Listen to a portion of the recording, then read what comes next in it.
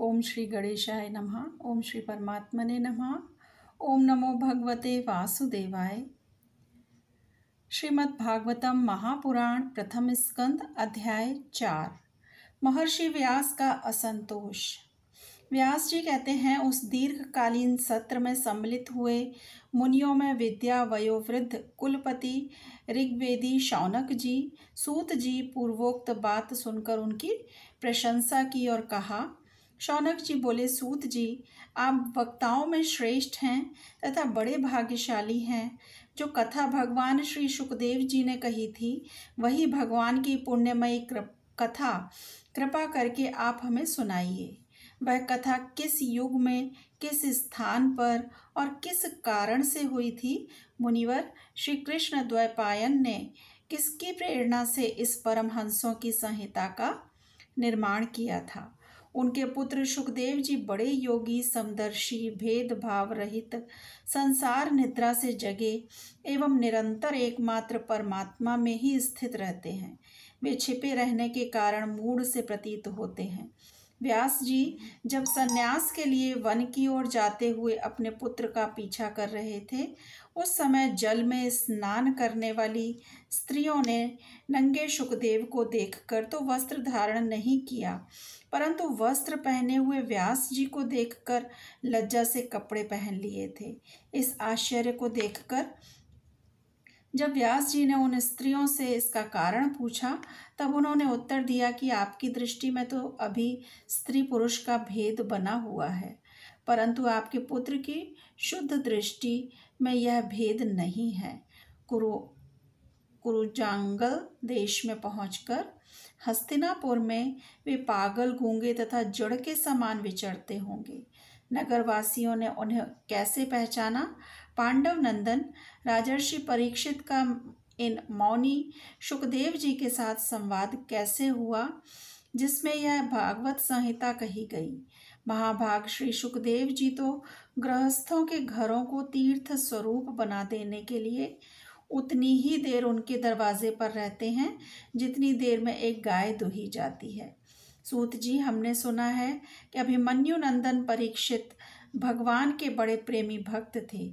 उनके अत्यंत आश्चर्यमय जन्म और कर्मों का भी वर्णन कीजिए।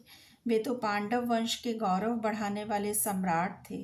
वे भला किस कारण से साम्राज्य लक्ष्मी का परित्याग करके गंगा तट पर मृत्यु पर्यंत अनशन का व्रत लेकर बैठे थे?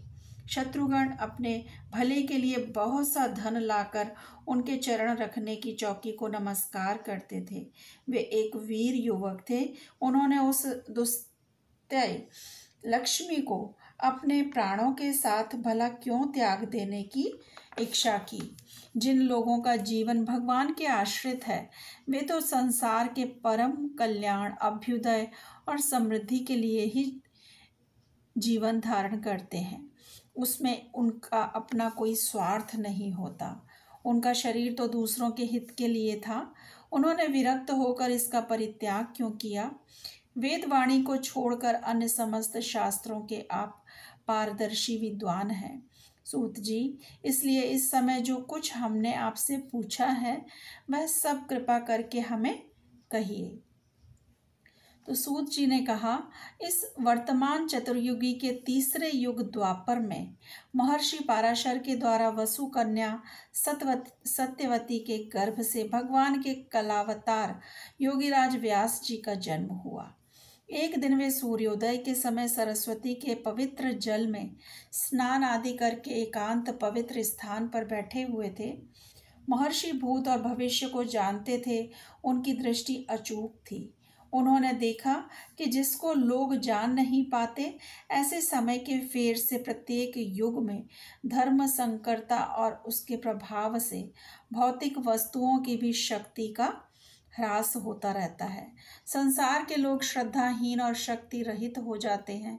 उनकी बुद्धि कर्तव्य का ठीक ठीक निर्णय नहीं कर पाती है और आयु भी कम हो जाती है।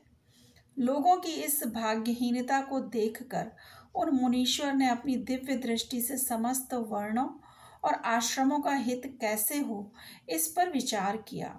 उन्होंने सोचा कि वेदोक्त चातुर्होत्र कर्म लोगों का हृदय शुद्ध करने वाला है। इस दृष्टि से यज्ञों का विस्तार करने के लिए उन्होंने एक ही वेद के 4 विभाग कर दिए। व्यास जी के द्वारा ऋग, यजु, साम और अथर्व, इन 4 वेदों का उद्धार पृथक्करण हुआ और इतिहास और पुराणों को 5वां वेद कहा जाता है। उनमें से ऋग्वेद के पैल सामगान के विद्वान जैमिनी एवं यजुर्वेद के एकमात्र स्नातक वैशंपायन हुए। अथर्ववेद में प्रवीण हुए दरुणनंदन सुमंतु मुनि और इतिहास और पुराणों के स्नातक रोमहर्षण थे, यानी वेद व्यास जी के पिता। इन पूर्वोक्त ऋषियों ने अपनी अपनी शाखा को और भी अनेक भागों में विभक्त कर दिया। इस प्रकार शिष्य प्रशिष्य और उनके शिष्यों द्वारा वेदों की बहुत सी शाखाएं बन गईं। कम समझ वाले पुरुषों पर कृपा करके भगवान वेदव्यास ने इसलिए ऐसा विभाग कर दिया कि जिन लोगों को स्मरण नहीं है या कम है वे भी वेदों को धारण कर सकें। इसलिए वे कल्याणकारी शास्त्रोक्त कर्मों के आचरण में भूल कर बैठते हैं। अब इसके द्वारा उनका भी कल्याण हो जाए, यह सोचकर महामुनि वेद व्यास जी ने बड़ी कृपा करके महाभारत इतिहास की रचना की।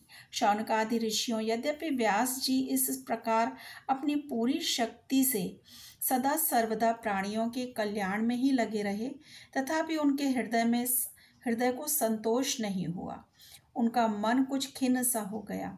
सरस्वती नदी के पवित्र तट पर एकांत में बैठकर धर्मवेत्ता व्यास जी मन ही मन विचार करते हुए इस प्रकार कहने लगे। मैंने निष्कपट भाव से ब्रह्मचर्यादि व्रतों का पालन करते हुए वेद, गुरुजन और अग्नियों का सम्मान किया है, उनकी आज्ञा का पालन किया है।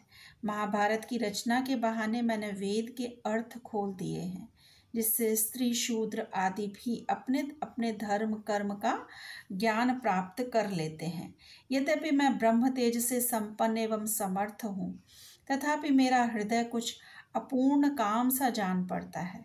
अवश्य ही अब तक मैंने भगवान को प्राप्त कराने वाले धर्मों का प्राय निरूपण नहीं किया है। वे ही धर्म परमहंसों को प्रिय हैं और वे ही भगवान को भी प्रिय हैं। हो न हो मेरी अपूर्णता का यही कारण है। श्री कृष्ण द्वापायन व्यास इस प्रकार अपने को अपूर्ण सा मानकर जब खिन्न हो रहे थे, उसी समय पूर्वोक्त आश्रम पर देवर्षि नारद जी आ पहुँचे। उन्हें आया देख व्यास जी तुरंत खड़े हो गए। उन्होंने देवताओं के द्वारा सम्मानित देवर्षि नारद की विधि पूर्वक पूजा की। ओम नमो भगवते वासुदेवाय। यदि आपको मेरा चैनल और मेरी वीडियोस पसंद हैं तो मेरी वीडियोस को लाइक करें और शेयर करें और मेरे चैनल को सब्सक्राइब करें, ताकि मेरी अगली नोटिफिकेशन आपको प्रॉपर मिल जाए। हरे कृष्णा। श्री कृष्ण अर्पणम अस्तु।